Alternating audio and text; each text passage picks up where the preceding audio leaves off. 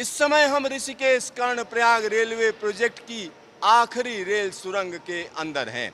इस रेल सुरंग का ब्रेक थ्रू हो चुका है और इसमें अंदर लाइनिंग का काम चल रहा है।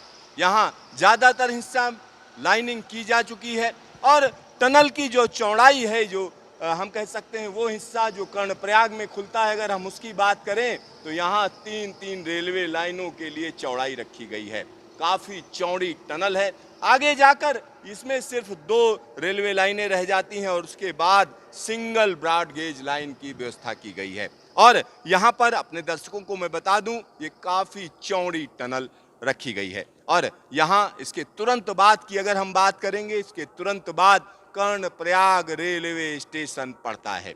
और इस रेल सुरंग के लंबाई की अगर हम बात करते हैं तो तकरीबन 6.2 किलोमीटर लंबी यह रेल सुरंग है। और इस रेल सुरंग की अगर हम दोनों जगहों की बात करें जहां इसको जोड़ा गया है, तो गौचर से लेकर कर्णप्रयाग के बीच में, कर्णप्रयाग का जो सिवई गांव है उसके बीच की यह टनल है। और यहाँ एक और चीज मैं बता दूं, इस टनल के अंदर काफी पानी निकला जब खुदाई हुई और जब ब्रेक थ्रू हुआ उसके बाद यहाँ पर लाइनिंग का काम शुरू किया गया।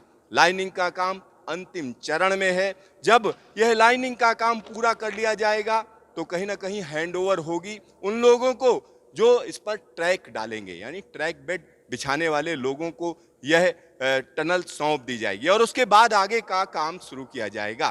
तो यहाँ पर अगर हम इस टनल की जो मुहाना है या इसका जो बाहरी हिस्सा है जहाँ से ट्रेन अंदर जाएगी या अंदर आएगी, उसके शेप की अगर हम बात करें तो उस तरीके का शेप है जिस तरीके से बांसुरी का मुंह होता है। देखिए, एक खास शेप दिया गया है। यह शेप इसलिए दिया गया है क्योंकि जब ट्रेन तेज रफ्तार से सुरंग के अंदर जाती है तो एक अलग तरीके का इम्पैक्ट पैदा होता है। तो उस इम्पैक्ट को कम करने के लिए इस तरीके का शेप दिया गया है।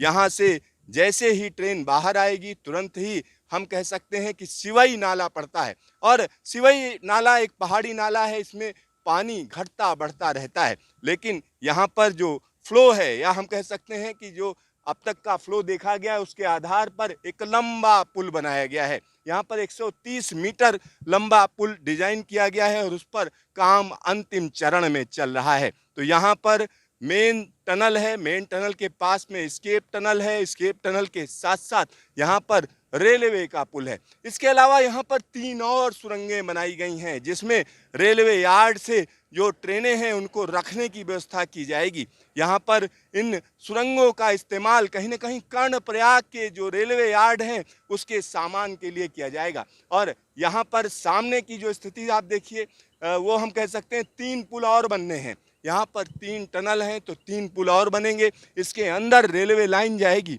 और रेलवे लाइन खास तौर पर एक खास इस्तेमाल के लिए इस्तेमाल की जाएगी। यहाँ पर एक और बड़ी बात मैं आपको बता दूं, तकरीबन 2 किलोमीटर लंबा यह रेलवे स्टेशन होगा, लेकिन यह जंक्शन होगा। यहाँ से 2 और लाइनें आगे जाएंगी, एक तरफ केदारनाथ के लिए, दूसरी तरफ की अगर हम बात करें तो कहीं ना कहीं बद्रीनाथ के लिए रेलवे लाइन यहीं से आगे जाएगी और उसकी भी प्लानिंग की जा रही है। तो यहाँ भारी भरकम मशीनें काम कर रही हैं। ये मशीनें कहीं ना कहीं पुल की बेस तैयार करने का काम कर रही हैं। उसकी फाउंडेशन के लिए यहाँ पर काम चल रहा है और यह काम आसानी से आप समझ सकते हैं क्योंकि यहाँ भारी भरकम मशीनें जिधर देखो उधर नज़र आ रही हैं।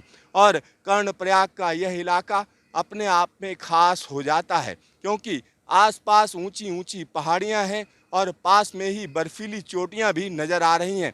यहाँ ठंड में काफ़ी ठंड पड़ती है और जब बारिश का सीज़न शुरू होता है, मानसून की सीज़न में भारी बारिश होती है। तो यहाँ इस तरीके के इलाके में रेलवे प्रोजेक्ट, वो भी इतनी बड़े मैग्नीट्यूड का तैयार करना आसान नहीं है, लेकिन यहाँ पूरी तरीके से लोग लगे हुए हैं। और आने वाले दिनों की अगर हम बात करेंगे तो इस सभी जगहों पर आपको रेलवे लाइनें नज़र आएंगी क्योंकि 26 रेलवे लाइनों का यह रेलवे स्टेशन तैयार होने जा रहा है।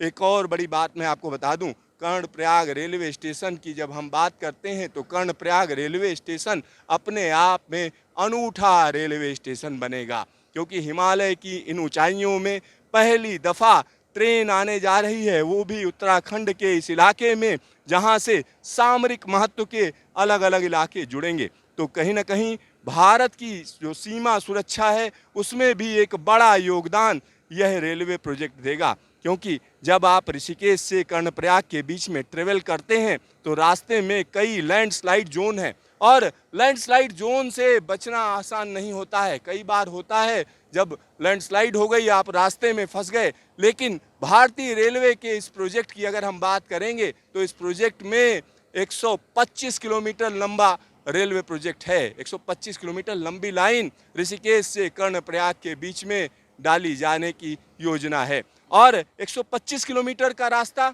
आप आसानी से 2 से ढाई घंटे के बीच में ट्रेन के जरिए तय करेंगे। लेकिन बाय रोड अगर आप आना चाहें तो 5 से 6 घंटे, 7 घंटे तक का वक्त लगता है। और कई बार ऐसा होता है लैंडस्लाइड हो गई और रास्ता बंद हो गया, उसको फिर खोला जाता है, आप कई घंटों तक फंसे रहते हैं। इस तरीके की दिक्कतें लगातार रहती हैं। लेकिन जब यह रेलवे लाइन तैयार हो जाएगी तो सबसे बड़ा फायदा यही है कि आप लैंडस्लाइड से बचेंगे, जल्दी पहुंचेंगे। साथ ही साथ कर्णप्रयाग तक रेलवे लाइन, वो भी ब्रॉड गेज आ जाने का सीधा सा मतलब है कि यहाँ पर जो 26 रेलवे लाइनें हैं उसमें मालगाड़ियों के लिए साइडिंग बनाई जाएगी, कंटेनर्स ट्रेन आ सकती हैं, यहाँ का जो माल है देश के अलग अलग इलाकों में जा सकता है, भारी भरकम चीज़ें यहाँ पहुँचाई जा सकती हैं। सीमेंट और सरिया जैसी चीज़ें जो कहीं ना कहीं पहाड़ में लागत को बढ़ा देती हैं। जो कोई घर बनाना चाहे तो लागत बढ़ जाती है, तो उसका कहीं ना कहीं एक बड़ा निदान